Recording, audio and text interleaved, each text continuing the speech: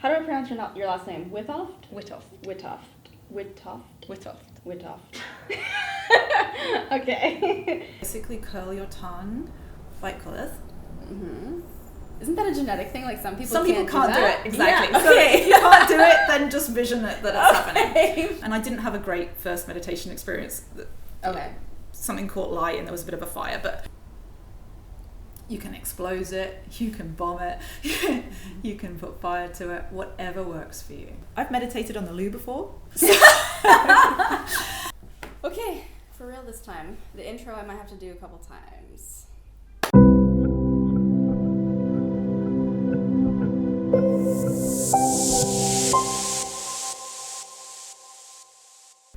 Hey everyone, welcome back to the Bad Yogi podcast with me, Erin Motz. Now, if you're watching this, you will see that it's a little bit different, but just to remind you, if you're new around here, on the podcast, we talk about all things yoga, wellness, lifestyle, and pretty much anything that falls in between. Now, different than we usually do, today I have a special guest. Her name is Micha Wittoft, and she's a Kundalini meditation and shamatha meditation teacher.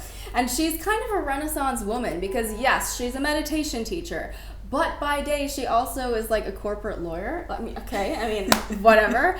And then she's a girl after my own heart because she lives in Monaco, but then she spends her other time up in her mountain house, which is on 200 acres of land, and she's renovating it with her fiance Sebastian. So today you're going to find out a little bit more about Micha, that style of meditation, and then we're going to converse about meditation and how it fits into our modern lifestyle. I'm going to answer a lot of the questions that you sent me when I put it out on social media, and she's even going to treat us to a couple guided meditations that we can all do together. So yeah, Micha, thanks for joining me today. Thank you for having me. Wow. I'm so excited to talk to you because I think what's kind of cool is that when we first met, it was actually at a cafe here in Nice. I had just moved here and I was really ambitious. I was like, I'm gonna have all the friends in this city. I have to go to this place. And it was like a place that a lot of expats hung out. Yeah. And somebody said, oh yeah, well, there's also meditation every week and it's led by this girl. And yeah, you might really like it. And when they told me it was Kundalini, I was like, would I though? Would I? Because Kundalini kind of has a certain vibe about it, right? Yeah. It's like a little bit, it can be kooky. It can definitely be kooky. But surprisingly, I really liked it because we'll talk about this more later, but I didn't know who you were or anything, and when they told me Kundalini, I was like, okay, well, I expected a certain kind of person to walk into the room, and it wasn't you.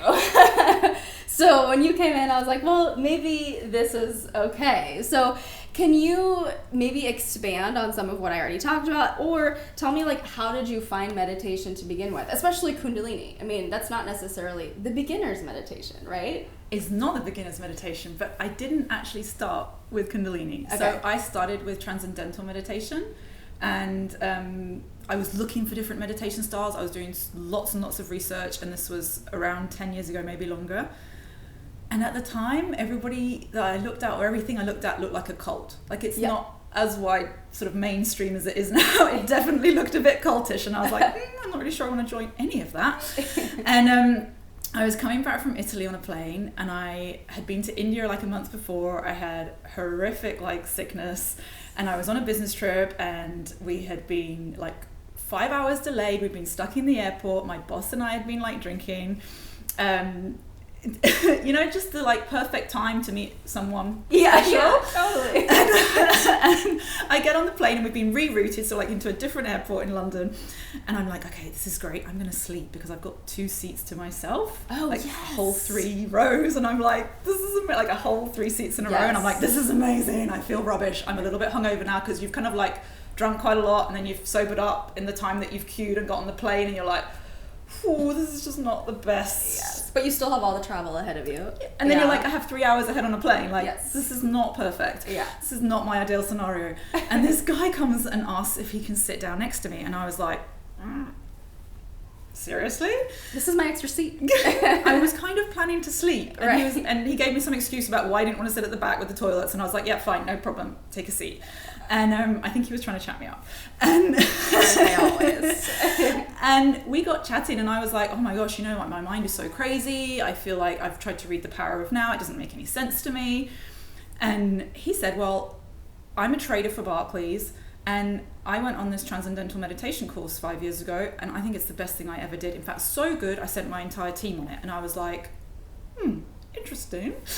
So we had quite a sort of expanded conversation about that, and I got home, and 2 o'clock in the morning I was Googling Transcendental Meditation, and I was like, well, this is the one that I thought looked a bit cultish, but you know, I can give it a go. Yeah. And I called my mum the next morning. I was like, so I think I'm going to try this thing called Transcendental Meditation.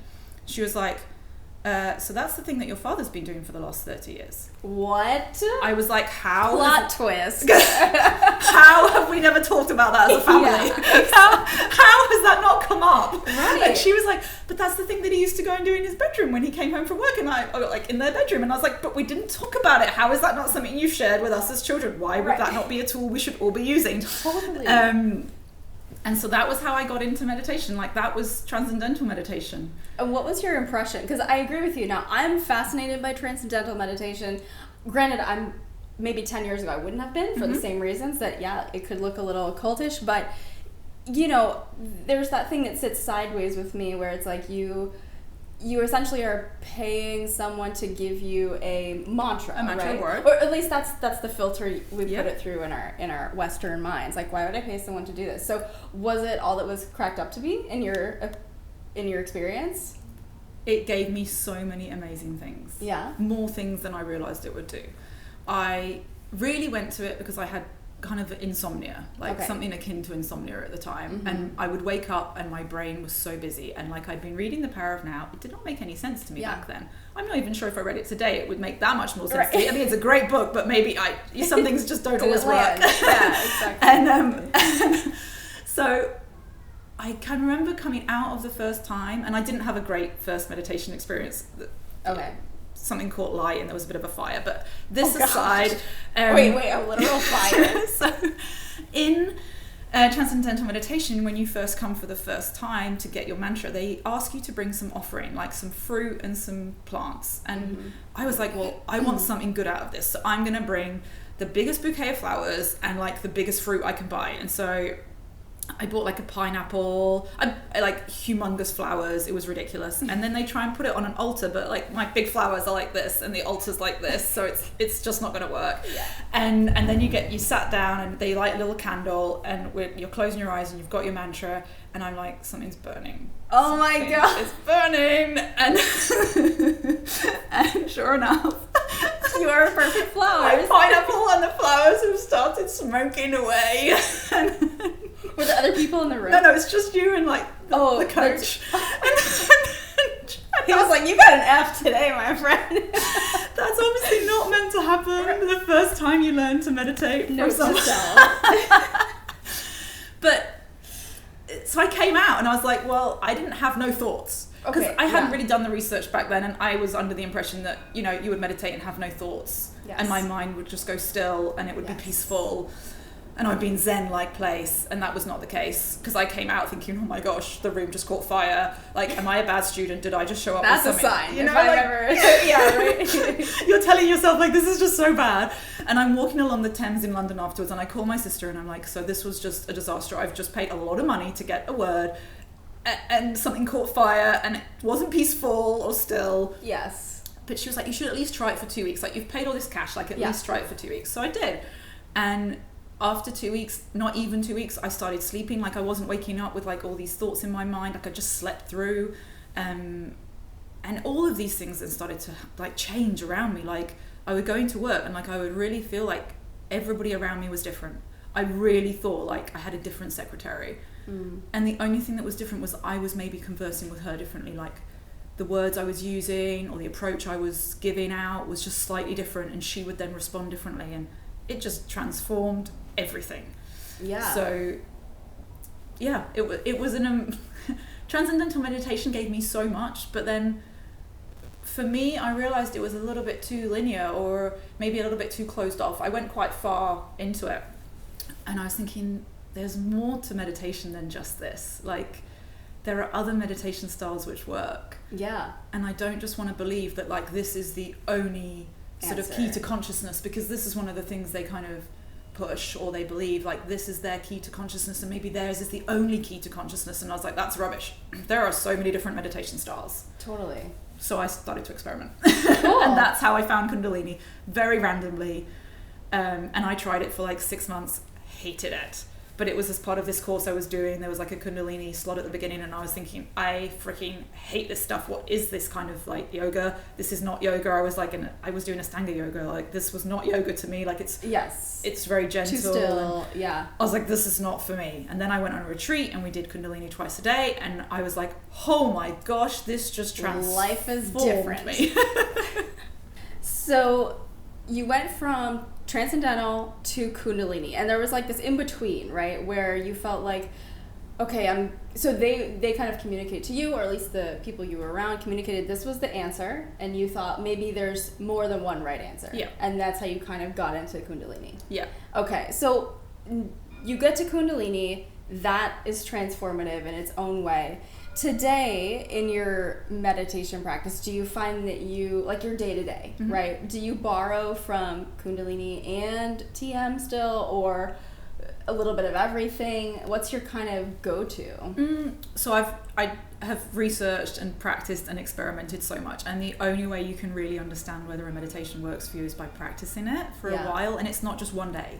Because one day is not going to be enough to show you if a meditation or a meditative style works for you. Yeah.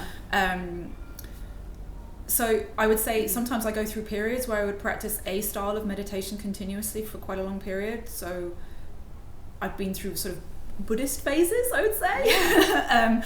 And that would maybe go on for like 6 months, but then I would be like, I don't think this is working for me. Or I would go through a really like intense Kundalini phase where I'd be practicing a particular meditation for maybe 120 days. And I remember I did this when I was training to be a yoga teacher, and my boss midway through was like, you're becoming a little bit like Mother Teresa. And I was like, yeah, that's a lovely compliment, but clearly I am not Mother Teresa when I'm a corporate lawyer. That's really not me. I'm so far from that. But the meditation I was doing at the time was so sort of powerful, or was obviously having such an impact on you. You don't realize until somebody else says, like, I think you're a little bit like this suddenly, and you're like, oh, that will be the meditation I'm practicing. Yeah. So I don't use a mishmash. I generally am pretty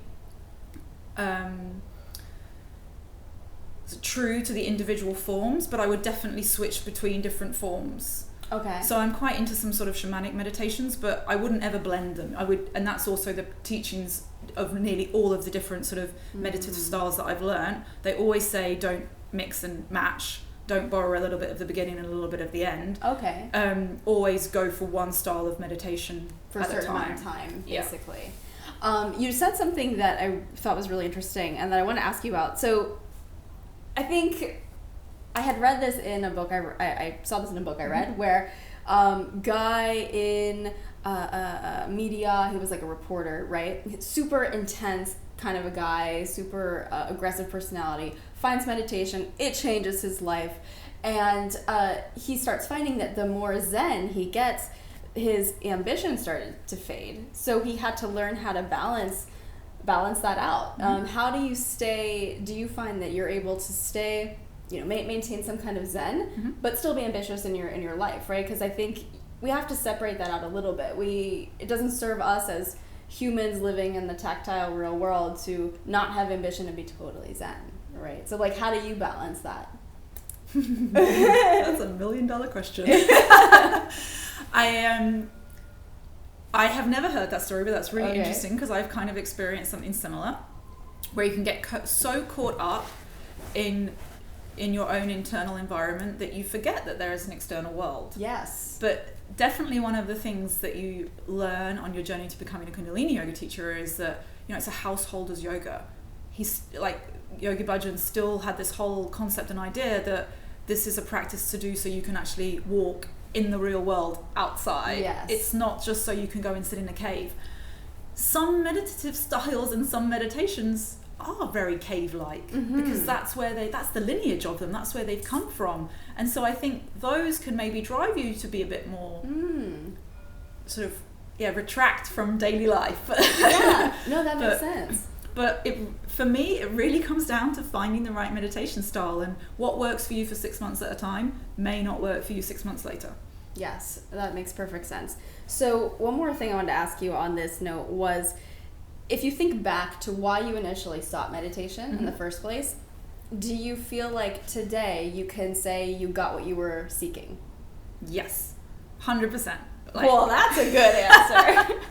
Hands down. Well, that's pretty awesome. And more. Everything that I didn't expect as well. Wow.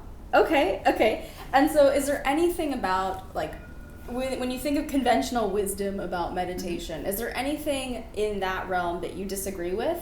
And on the flip side, are there certain things that were 100% accurate? Mm-hmm. So many things on both sides, but I'll keep it short. So definitely things I don't maybe agree with, or I haven't been able to sort of gel with. There's some new meditative styles or some new meditations that are coming out there. I've definitely seen it on Facebook, and it's like, listen to this recording once and change your life. Okay. And I don't believe, I've certainly not come across any meditations that you can do once and which will change your life. Sure. I mean, there might be a practice of a meditation which can be so powerful that yes, you could release something really heavy and that might change things, but I don't necessarily know that this one meditation done every single day is going to have that effect on you. Or some other things that I've seen on social media where it's like, all you have to do is say, I'm present now. Yes. And that's your meditation. Like, I was over in 30 seconds. Like, yeah. not even 2. Yeah. You know, like, I'm present. Ta-da. Or be aware. And that's your meditation for the day. I'm not sure I find that to be in line with the sort of lineages which I've looked at. Yeah. So that I'm not fully, it doesn't work for me at all. But other things that do work for me, you don't need to, I mean, you can meditate anywhere. Yeah. There are so many different styles. Your mind doesn't need to go still. It doesn't have to become empty. You know, some of your meditations are actually going to be really busy. And or really difficult, or you're gonna learn something during them, but it's not peaceful. It might cultivate a peaceful mind afterwards, but generally during it, my mind can sometimes be going at like 1,000 different directions and not peaceful at all. And then there can be other meditations where your mind is totally at peace, but it just depends on what you practice. And I think that's what a lot of wisdom nowadays talks about, that you just have to find what works for you. Totally. Yeah, I love that. We're gonna talk more in detail about all of that stuff too, because I got a lot of questions from people kind of addressing a lot of what you just said. So I'll move on a little bit, because what I think is really interesting is meditation, like you said, it has gone totally mainstream. I mean, everybody meditates, from Oprah to presidents, world leaders. Your project manager at work probably meditates now, and we all hear frequently how the benefits are transformative, how it will change your life. It can change your life. And yet we can't seem to make a habit stick, most of us. I'm going to include myself in that as well. So why do you think that is? Like, you can hear over and over that it's so good for you, but what's stopping us from getting over that hump? I think there are a couple of things. So one, a lot of people, because it's so mainstream now, have been drawn into the Buddhist sort of realm of meditation. Yeah. Which is amazing. I mean, I've studied the shamatha practice, and this is like something that is dear to my heart. But equally, when you're just sort of dabbling with something, you don't hear everything. And one of the things about that practice is that it's a breath practice, so your attention is on your breath. But if you're going through a time of anxiety, heightened stress, you don't do that breath meditation. Yeah. You actually focus on your anxiety or your stress. But if you're just dabbling with it, you don't hear that. True. So you might practice that for a day, and actually it makes you more anxious and more stressed. And so then you've tried it once and you're like, well, that really did not work for me. That was just, in fact, that did the opposite of what it was meant to do on the tin. Yes. But you don't know, because you've just kind of dabbled with it. You've just touched the surface. You haven't really explored it. And I think so that's certainly something I've heard from a lot of people, that they've tried a form of breath meditation and it hasn't worked for them. And I say, well, look at the different styles. There are so many different ways to meditate. Maybe you need a mantra. Yeah. Maybe that would help, like, your busy mind, because we all have busy minds. There is a lot going on. And have you scheduled it? And that means different things to different people. So for some people, that means when they get on the train to work, and one of my friends who's a lawyer, he does this, he gets on the train to work and it's like an hour and a half journey, he meditates for 30 minutes on the train. Wow. Other people I know, like rise, pee, meditate, like it's the first thing they do. I used to be part of that group. Now I rise, do a little bit of yoga, have a little bit of a walk, and then I meditate. Okay. But it changes, and then the minute you change your routine, like even from a weekday to a weekend, where does it fit into your weekend? Because what you do day to day is probably not what you're doing at the weekend. Totally. So maybe you need to have a different time to schedule it for the weekend, and if it's not scheduled, it isn't going to happen. So totally. Absolutely. Well, and I love your kind of flexibility with this. And what was interesting was when I first met you, like I said, you were different than what I expected a meditation teacher to be. And what I think is interesting is that now there's actually, I think, two types of meditation teachers or gurus that we see most often, or that are the stereotypes, right? And one is the person in the cave on a mountaintop, doesn't have stress, because there's no stress when you're living in a cave and you got everything taken care of, you know.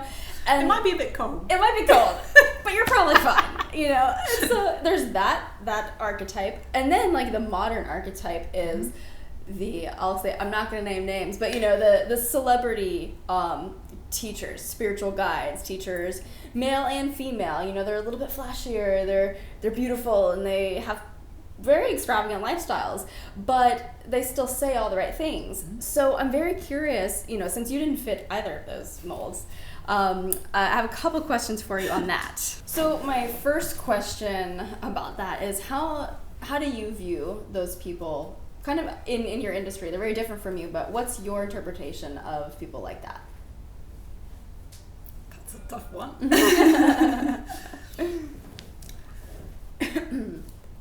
Well, I don't know if they're ever setting out to be a guru. I don't personally believe that there are that many modern day gurus. I think there are lots of people we can learn from, but actually anything anybody is sort of selling is just something that's already been sold before. Sure. Like it's all been there. It's no one's really come with anything new. I don't know. I've seen a couple of people who've come with a new word. Yeah. I personally don't know why them coming with that word when they've practiced meditation for 2 years would be any better than somebody coming with a word who practiced it for 1,000 years. But who knows? Maybe they literally had this, like, I don't know, direct line into the universe and downloaded some amazing word. I don't know. Maybe that's possible. Yeah. From the Kundalini tradition, like, guru means like darkness into light, coming from the darkness into the light. And certainly it's a word that we would use in a lot of the meditations, but in terms of the people out there who are setting themselves in that sphere, I mean, good luck to them. If that's how they want to run, and if they really feel that they have something which other people want to buy, then it's a fair exchange. Yeah. I think if they're trying to sell the impossible, which I think sometimes comes a little bit across in some of the posts that I see on social media, then I think, well, that's unfair. That's not correct, because it's not really a fully regulated industry. So no one's really sort of looking like, is this something that would actually make it to television? Like, is this real? Can you actually get this result from this particular thing? Yeah, I think this is my opinion, not Micha's opinion. I'll be clear about that. But I always found it to be slightly disingenuous for similar reasons, where it's not that the word guru is necessarily a problem, but I think it's been hijacked by people who maybe don't embody the truth behind that word, you know? And so yeah, I mean, that's my opinion. But so it always felt a little bit disingenuous to me, which is why I liked your style, because it felt like you're just here doing what you do, and the authentic, you had an authentic voice about what you did that felt more real. Do you think, I'll throw my opinion out there too, but do you think that the role of those people, let's say, I'll just call them modern gurus for lack of a better word, but do you think they have an important role in the wellness industry? I think there is possibly space for everyone. Okay. I really do. Yeah. I think you everybody has to find that level which fits to them. What may have fitted, or sort of the students that I previously worked with may look different now from who I started out with a few years ago. Right.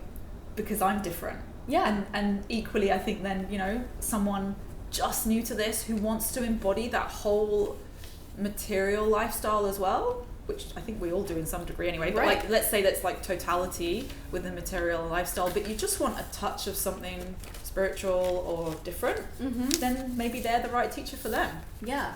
But ultimately, I think we're all our own teachers. You know, like I said, these lineages, they're not new. None of us really come to anything with anything new. They have been here for so long. You're just being taught them by someone, or someone is sharing them or passing them to you. You're the one who then uses it on yourself and can see what works for you. Like, you are your own best teacher.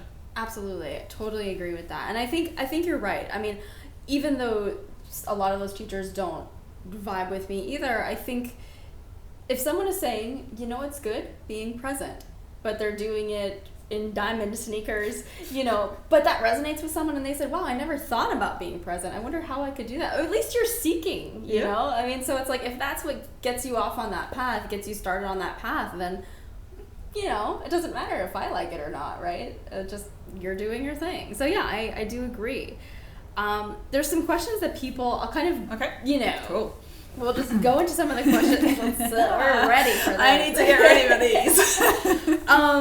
So you kind of talked about this, but there were so many questions about focus. So when I put it out to our audience, I was like, what are your issues with meditation? And I got so many responses, and so many of them were about focus. And so specifically, you touched on this a little bit, but are you supposed to be blank in the mind? You know, you've got this monkey mind. Are we supposed to turn it off? No. Because that's what your mind is meant to do. Yeah. Like, what is your mind meant to do? It's meant to think. Yeah. If you're not thinking, then I think you might be dead. So, I mean, that's exactly what your mind's there to do. But maybe you can help direct the focus of your mind. And so there are times in certain meditations, in certain meditation styles, where you're actually meant to have a blank mind. You're really, but that's not all meditation styles at all. Okay. And there are other meditation styles where but you're going to be doing like some breath, and you're going to be having a mantra, and your hands are going to be in some weird position in a mudra, and you're going to be like, well, there is no way on earth that I can actually think about what I'm going to do today. Yes. Because just the coordination of those three things, no way on earth that I'm going to manage more than that. Exactly. So that in itself will quieten down the mind. But generally speaking, certainly from a lot of the different traditions, they all have different sort of takes on this. But from Transcendental, they'd be like, but loads of thoughts coming up is just a way of like the body releasing tension. They call it, they would describe it like a bubble rising to the surface with like a little thought bubble, and all of a sudden just the tension comes. And you know, in the Buddhist meditation styles, it's fine that a thought comes. That's great. The minute you realize it, you just begin again. And so it's different from every style, but they all kind of come down to the same thing. Like, nobody's against a thought coming to your mind. Nobody says you're not allowed to have thoughts, but it's equally not okay to be like half in the meditation and half, I don't know, scheduling your day. Yeah. Which I think some people maybe do. They're like, exactly. I'm kind of going to practice this meditation, but I'm also going to think about what I'm going to do today. Well, we put, so I think there's, especially in the States, there's so much emphasis on efficiency. So you feel like, if I'm going to sit here for, oh my gosh, what if it's 20 minutes? You're going to try to meditate for 20 minutes. I might as well try to get something else done while I meditate. I mean, that makes perfect sense. You know, I think it, even when you don't intend to not be fully in the meditation, that's just like you said, that's where your mind goes. And I think it's interesting that you said that, well, not all meditations are meant to have a totally blank mind. And that kind of clicked with me, because I'm like, of course, that makes so much sense. But why is that the thing that we adopted as normal? It's just funny how we cherry pick certain qualities that we think this is what meditation is. Blank mind, that fits, you know. So it's kind of interesting. But your mind might become calmer. Like, it may be a result of meditating quite a lot. You may end up not having as many crazy thoughts, or it might not be quite as, you know, loony in there. From time to time, and then something can go off in your life and like a bomb, and you're like, oh my gosh. Yes. But like you said, it's, you know, the meditation police aren't going to come get you if you have thoughts in your head. No. So then, on that note, right, like, is there a way that we can disconnect from thinking unrelated stuff? So yeah, when I'm sitting here, how is there any little trick to not defaulting to making my grocery list in my head, you know, or thinking about scheduling the kids' stuff, you know? How do we disconnect from the unrelated nonsense? Well, maybe you can try a different meditation style. So maybe you could try something with a mantra, and then you very quickly realize when you're trying to do something else, because there's no sound coming out of your mouth at the same time as the repetition of the word. But I think the more you practice, the more you become, there is like a soft, gentle awareness of, you know what, oh, I've just gone off on a thought train. And that's fine. You're going to do that from time to time. But I'm just going to pull myself back, and I'm just going to this is what I'm here for this particular time period. And actually, if you have so many things going on in your life, maybe it's not a good idea to try and practice for 20 minutes. Write that down. Maybe you need to practice for 3 minutes at a time. So some of the new mums that I've taught meditation to, I mean, I don't have a child, but I'm a stepmom, but I've never had like a baby, and I don't have that experience of like having to run around and like change a nappy and wash the baby, and then it's awake, and then it's asleep, and then it needs to be fed and watered, and like 1,000 different things. But what they do have is a couple of moments, and it's usually only a minute or two, but they have a minute or two every couple of hours. That's what I sort of learned from a lot of my friends. And so I suggested to them, well, why don't you just do a different meditation style? You know, every couple of hours you do 1 minute or 2 minutes. Really, really short meditation. Yes. So when your baby's gone off to sleep, why don't you play some music and have a dance meditation? Like, make that your 1 minute of like, that's me time, and I'm only in the music for that 1 minute. Or do a 1 minute of like long deep breathing. Or there are so many different ways you can like fit it into your day, but you have to work with your schedule, and what works for me right now may not work for me in 5 years time, and what works for you may not work for me. Like, it's so personal. It's totally, you know, just like somebody likes a particular style of clothing may not be what somebody else likes. Absolutely. And what I say all the time in yoga, which I think applies here too, is that so the person is not supposed to fit the poses. The poses are to adapt to your body. So same with meditation is what it sounds like. You know, it's not necessarily that that you have to force yourself to fit every meditation, but there's probably a meditation that is going to fit with your life is kind of what you're saying. Yeah. So that's good. I would totally agree with that. So another question people asked was, and this is actually a great follow-up to that. So, of course, can you explain exactly how meditation helps lessen stress and reduce anxiety? Even if, while I'm meditating, mantra, thought comes in, I get a little frustrated, come back. Even with all the interruptions of a normal mind, are those benefits still possible? 100%. Okay, and how does that work? So I like to think of it as it's just like a little break for your mind, or it's like a shower for your mind. Okay. You're getting rid of everything, and you're just relaxing everything, and this is what it shows in the studies. It just relaxes a lot of the different areas of your mind. Others become more busy, but others, you know, relax. Like the one about planning becomes, you know, generally reduces in activity, but, you know, others really strengthen. And it's that moment, those periods of time where all of a sudden you relax more, so that when you do have to act, the minute you are back in the real world and you're off your meditation seat, that's when you can like react even faster, even quicker. That's when you can be even more precise, even more focused, because you've had this like little 20-minute, like, maybe you want to call it like a power nap for your brain, but you're not. You're fully freaking conscious and awake and with it and in the present moment. You are not meant to be asleep. You are not just lying down thinking this was very relaxing, because that's a relaxation. That's not a meditation. Okay. But it's 100% that period of time where so much relaxation can happen. And relaxation is maybe one of the sort of benefits that you might get from it. But so many areas of your brain calm down that you're actually then able to sort of become even stronger afterwards, because otherwise your body does not know the difference between, you know, a real tiger coming at you and a pretend email, or a real email from your boss landing on your inbox going, you didn't do that right. Yes. It doesn't know the difference. And it has the same, you know, all of the sort of same hormones scoot out in your body, you know. And it happens so often, it's like a buzzer being pressed, like, and then if for a little bit of time the buzzer doesn't get pressed, and you're just allowing it to be still and there's no buzzer being pressed, then when the actual shock does hit you, it will maybe just take that moment to be like, does the buzzer need to go down now or not? Mm-hmm. It's like the buzzer can go again. I like to think of it as like, in IKEA they have like the kitchens and they have the door going like in and out and in and out and in and out. Yes. And that wears out after a time because it's just in and out and in and out and in and out. And think if you all of a sudden stop it, just for like 10 or 20 minutes at a time, you're going to be going for a lot longer. Yeah. Because then when it does need to go in and out again, like, it's going to work better. Yeah. Because you've had that little sort of stop period. And so...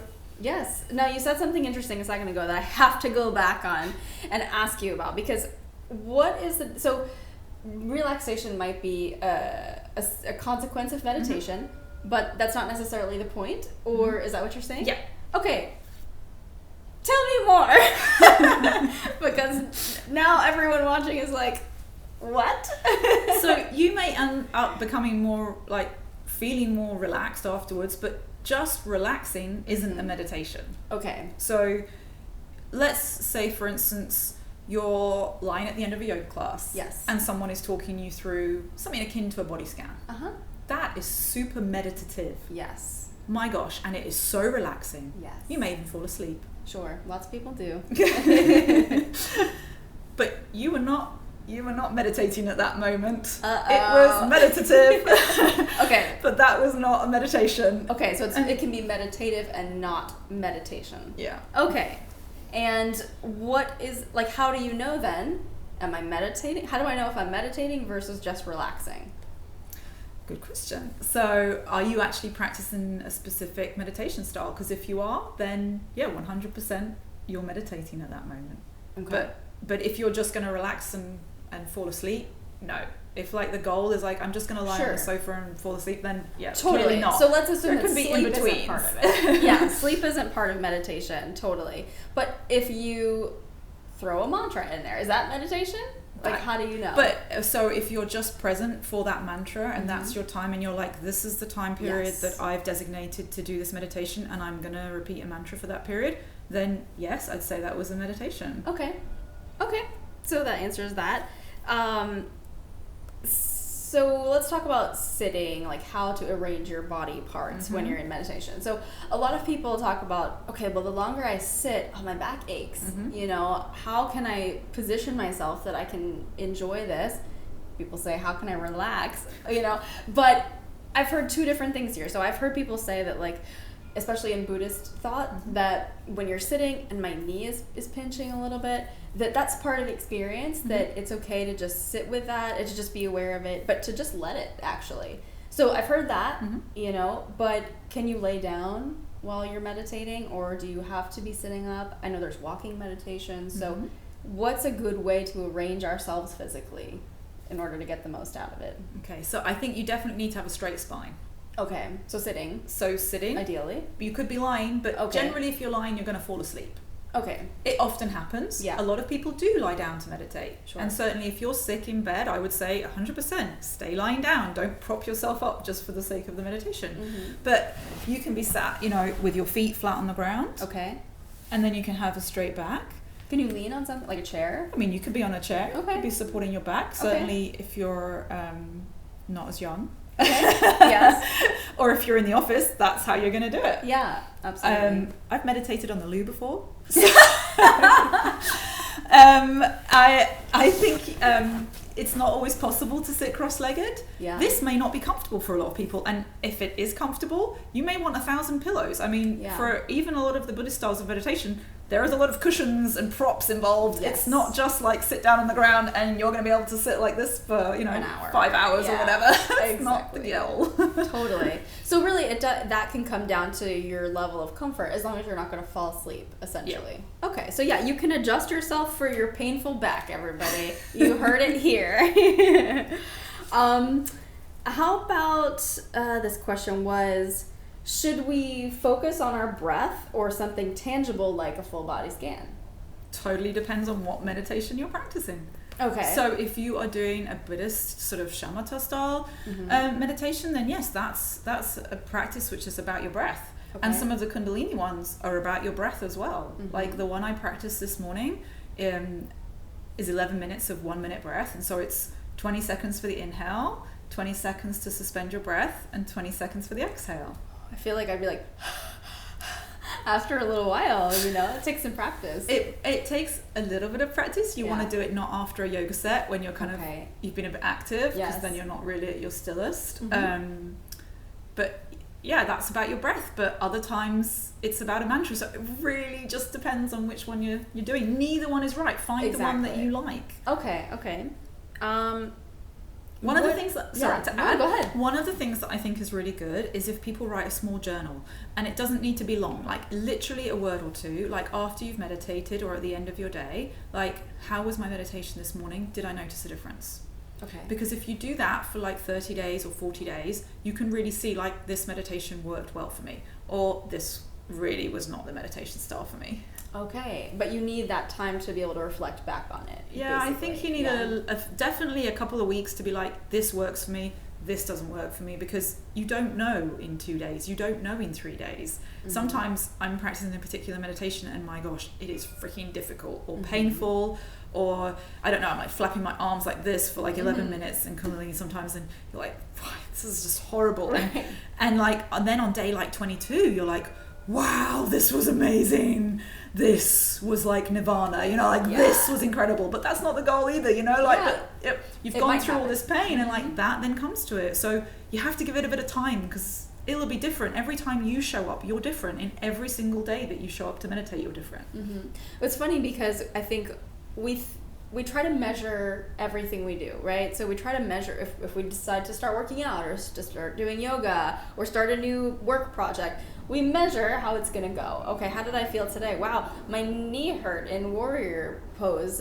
Maybe I should do that differently. We immediately assess, but with meditation, that's not our instinct to assess meditation. We just feel like, I'm gonna do it and it will work maybe, and I'll just know. Whereas like you're saying, we should also have like some kind of way to measure that as well, whether it's in 3 words after each time, so that you can follow your progress and keep accountable to it. Well, I mean, there are easy ways in yoga, aren't there? Because all of a sudden, if you've been practicing a particular style for a while, oh my gosh, I could actually touch my toe. Yes. Or, which I couldn't do 2 weeks ago. Exactly. Or, when you're working out, like maybe you're going to measure something, or it's going to be your weight. Mm-hmm. So why would meditation be any different? Like, you definitely need to have something, and so that might be, well, actually, it just felt really easy or comfortable, or it feels good. Or it might be to write something down to really be like, oh yeah, I can really see how that changed for me. Absolutely. So making it a regular habit, I actually think, how to make it a regular habit. I think that is actually a good way to do it too. Like, if I feel that I have something to do after every time I meditate, even something as simple as in my bullet journal, which is like a way you keep track of, some people know about that. I've talked about it before, but every day I have habits that I make sure I do.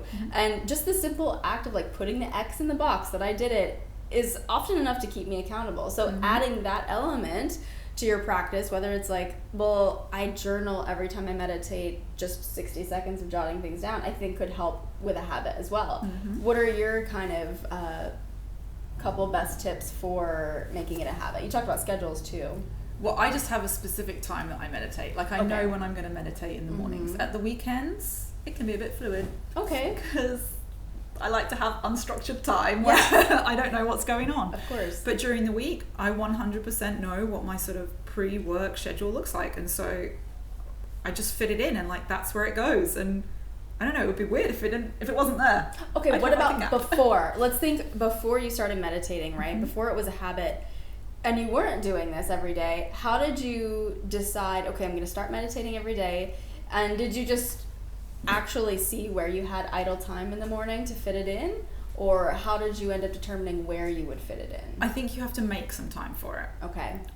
It was like a conscious decision, because in Transcendental you do 20 minutes in the morning and 20 minutes in the evening, so like 40 minutes out of your day. It's a lot. I was working a lot of hours at the time. Yeah, that's significant. And that's a huge batch of time.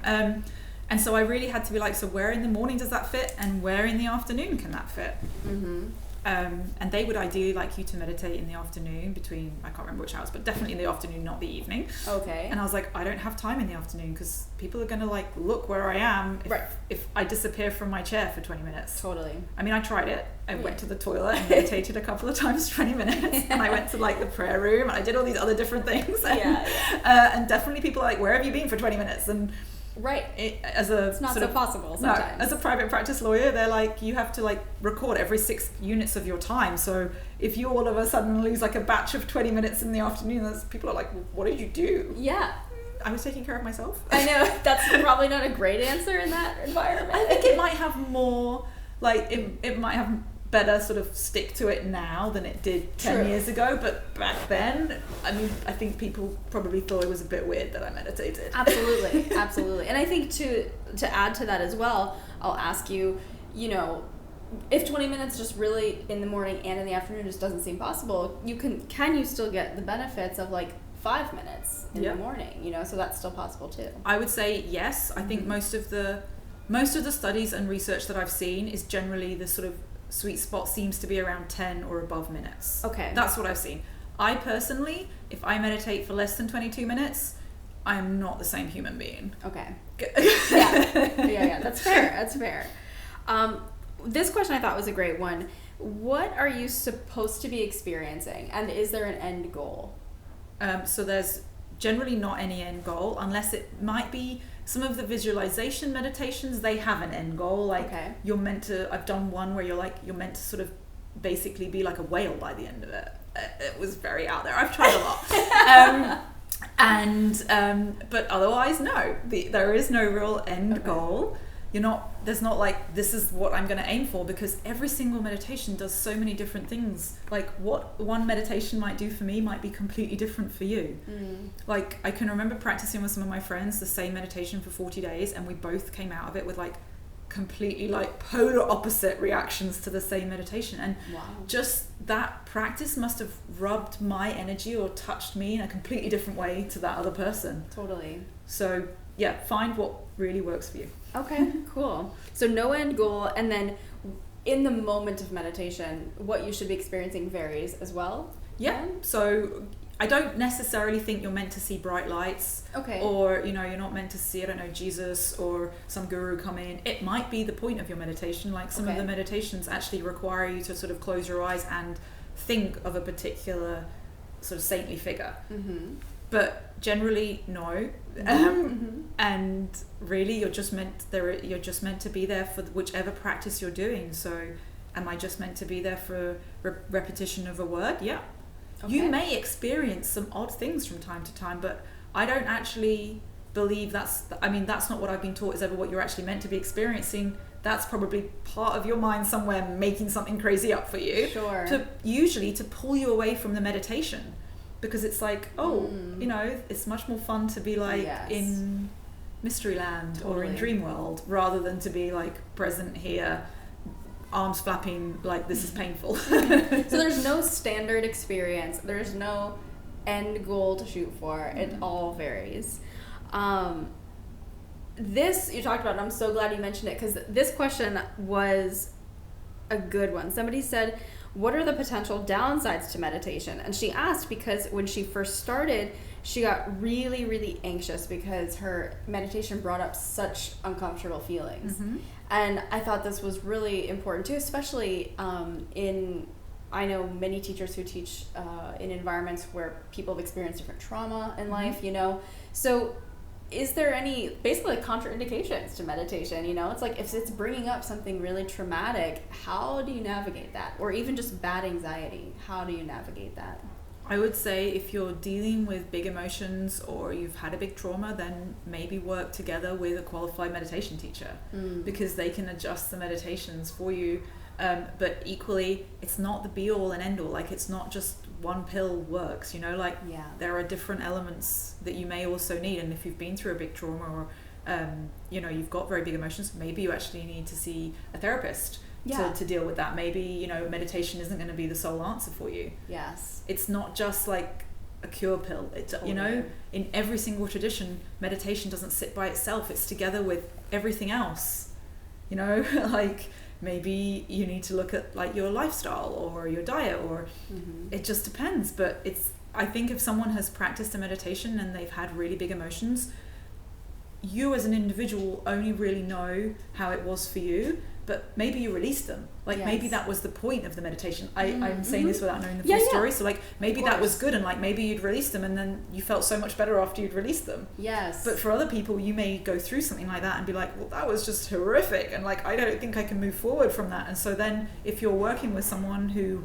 has dealt with that kind of experience before, they'll probably be able to guide you through that. Absolutely. I love that. And just like in yoga and a physical practice, we say all the time that, nothing in the body works in isolation. So if I'm moving my arm like this, it's not just my arm that's getting affected by that movement. There's everything else firing in my chest, even my core has to help stabilize. So same with anything mental, there could be other things to pair with that practice.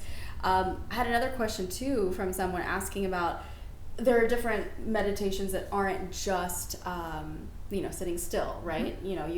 I've heard of walking meditation, so maybe can you talk a little bit about those too, and how maybe that could work in if you have a very difficult time with the stillness element, are those alternatives? Yeah, so there are lots of certainly in the Kundalini sort of tradition, there is breath walk, and there's lots of different walks and breaths you can do in sort of coordination with your breath.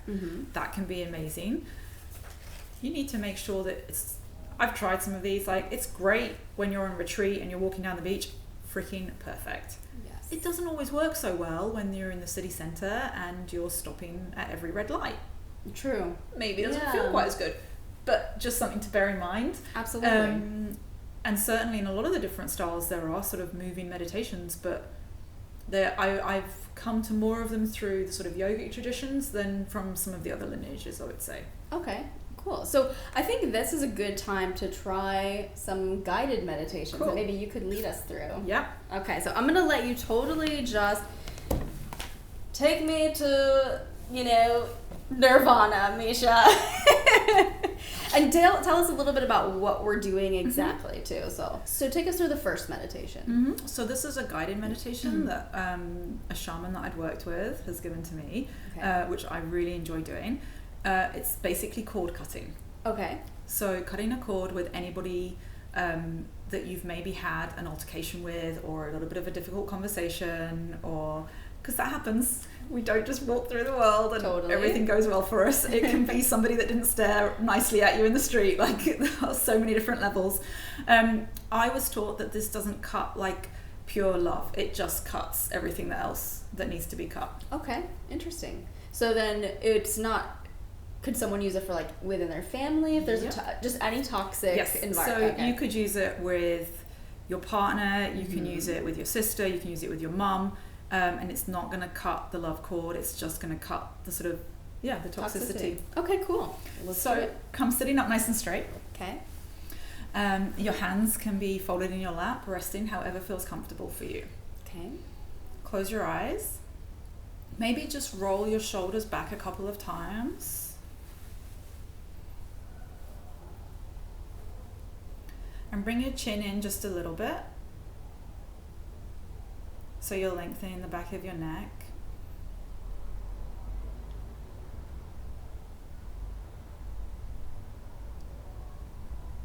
And begin just by taking some long, deep breaths through your nose, allowing the air to come all the way down to your belly.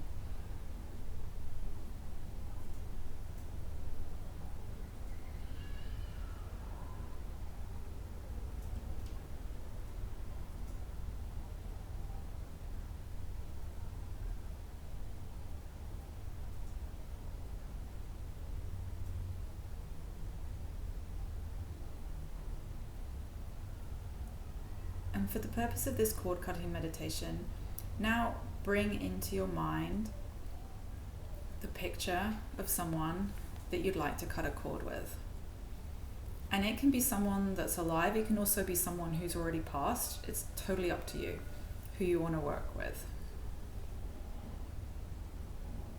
And so this can be someone that you've had some negative words with, someone that it's just not a good feeling with. And see this person Really imagine what they're wearing, how they look, how they're standing, or how they're sitting.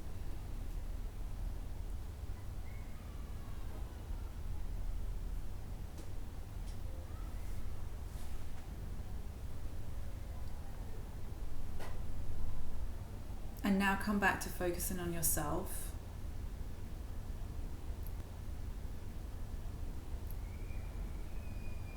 Being in your own body.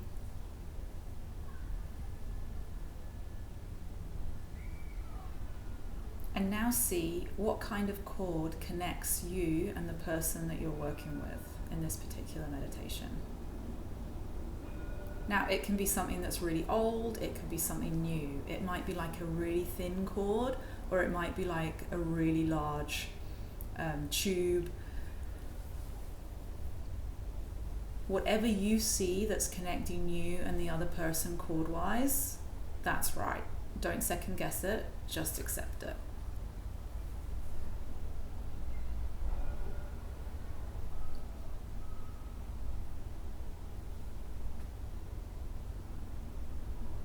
And now imagine this cord being cut from both ends, not in the middle. Allow it to be cut both at your end and at the other person's end.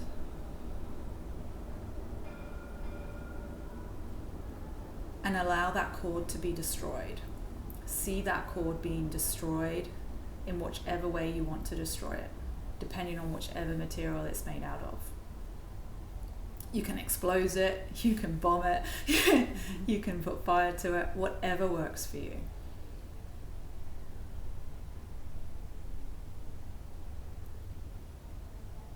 And now seal. I like to seal with a heart, both on the person that you've cut the cord on and on yourself, the area which it was connected to.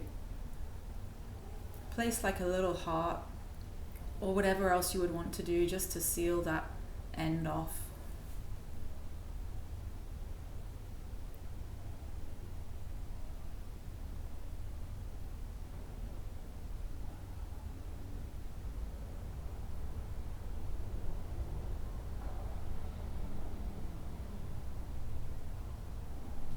And then come back into your body, noticing your own internal environment. How are you feeling? Does it feel any different?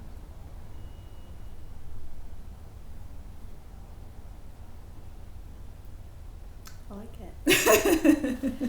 Cool. It's good. I think that's one of those things too that is good for all of us to do, and not just for the other person, but for ourselves. Yeah. You know, and that's something that I think, you know, we've talked about with our community, just in blog posts and things like that, where when we think of, because I think this feels like almost a mutual forgiveness of pain that you might have caused with this person or between each other. And forgiveness, resentment feels really good to hold on to sometimes, you know, like It sure does. I want to be angry at that cord, you know. I really do. So to see, but to have the other person in your mind participate in the cutting is also really healthy, I think, because it's like, okay, no, we're both gonna drop this thing and come to it together. So yeah, I thought it was really nice. Cool. I love it. Well, I have generally worked on it a lot with like ex-boyfriends in the past. Yeah. But what has sometimes surprised me is that don't be surprised if they then get in contact with you out of the blue straight after. Like Funny. that has happened to me. So funny. Like some random like, hey, how you doing?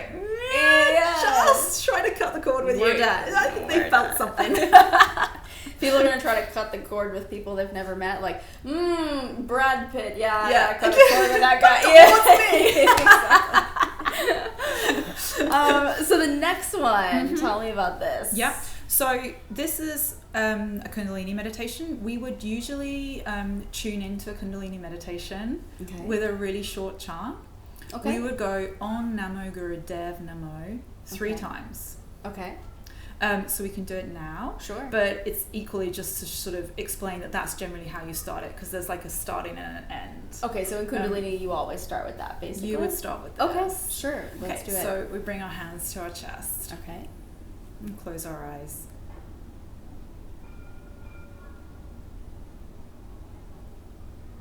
And inhale to prepare.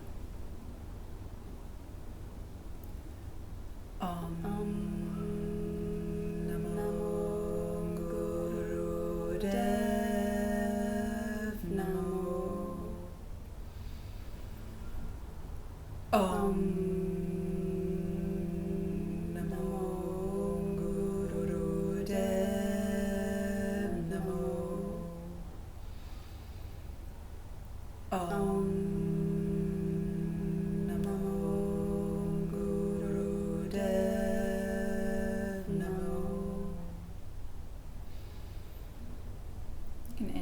Set an intention for this practice.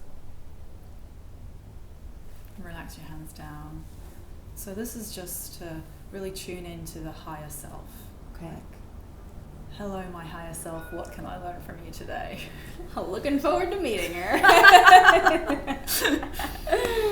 So this one's a little bit kooky. Okay. Maybe. It's a meditation for addiction. So you can use it for shopping addiction. You can use it if you're a big smoker, whatever. See whether it works. Definitely you need to practice it for 40 days and for quite a long period. I would say for like at least 31 minutes if you want to get the results. But 31 minutes. Is there like a mystical reason behind the number? Definitely within Kundalini meditation, we have some different timings for meditations which have been passed through, and that's one of the magic numbers. Okay. So you are going to bring your thumbs into fists, and you're going to put them in the temple by the side of your eyes. You'll feel like a little sort of sensitive nook. Almost. Yeah. And then you're going to clench the back molars. And when you clench your back molars of your teeth, you should feel this little sort of pressure or movement underneath your fingers. So you can either keep it pressed and then relax it and then press, like clench them again, whichever sort of feels more comfortable, because otherwise it can be a bit painful. So I personally like to clench and then release and clench and then release. Okay. And at the same time, you're going to be repeating Satanama silently in your mind. Okay. And this is like in rhythm or no? Whichever rhythm. Okay. Just bring it in, silently repeating it. You could even do it with your breath as you're going along, but there's no particular style given. Okay. And this is life, death, birth, rebirth that you're repeating. Okay. So you want to just try it for 30 seconds. And your eyes are closed, and you can bring your eyes to rest on sort of your third eye point, the point between your brows.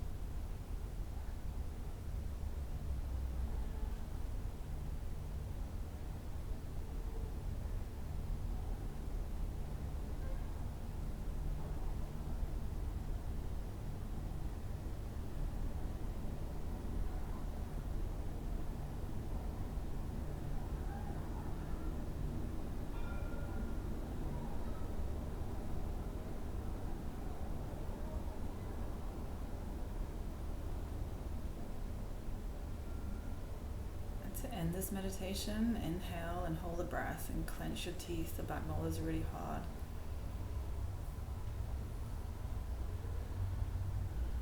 And then relax your hands down. That one almost is like, it's like you're inducing tension almost in a way, you know? Like, because even my shoulders were getting sore. I was like, man, and you're clenching your jaw and then holding it at the end.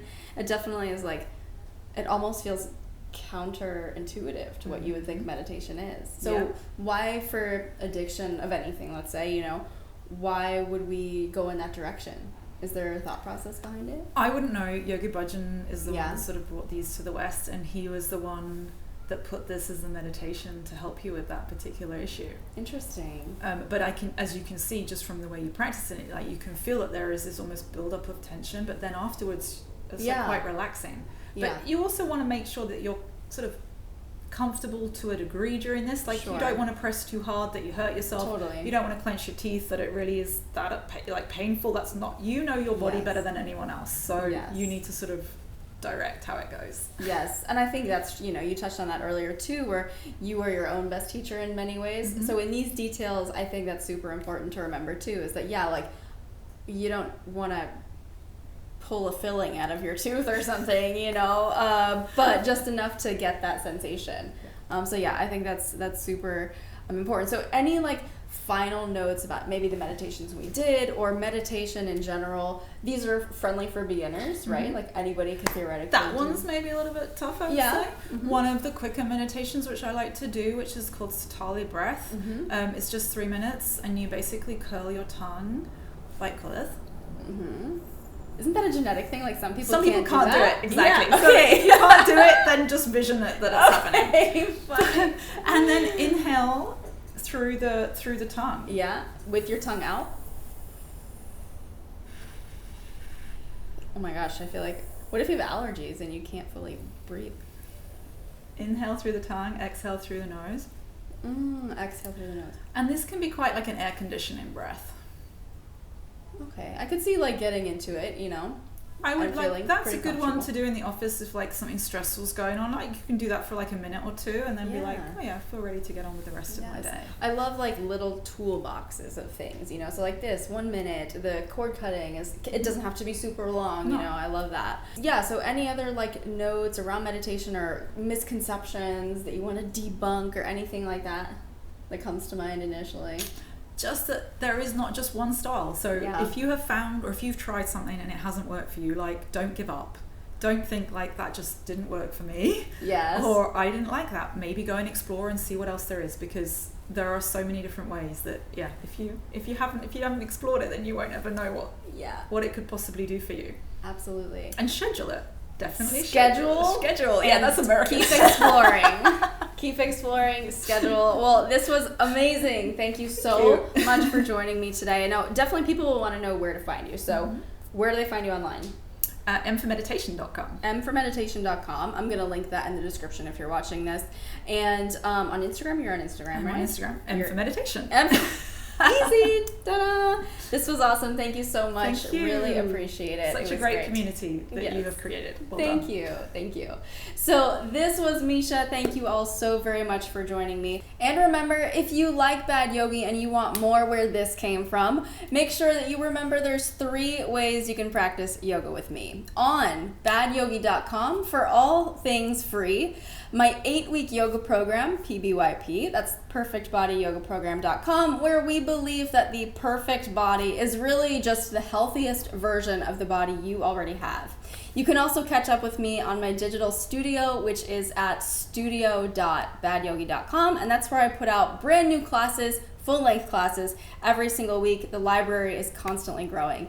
Thank you all so much for joining me today. Have an amazing rest of your day, and I'll see you right back here next time. Something in my eye.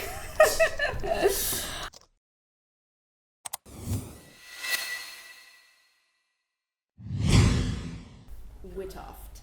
Witoft. Okay.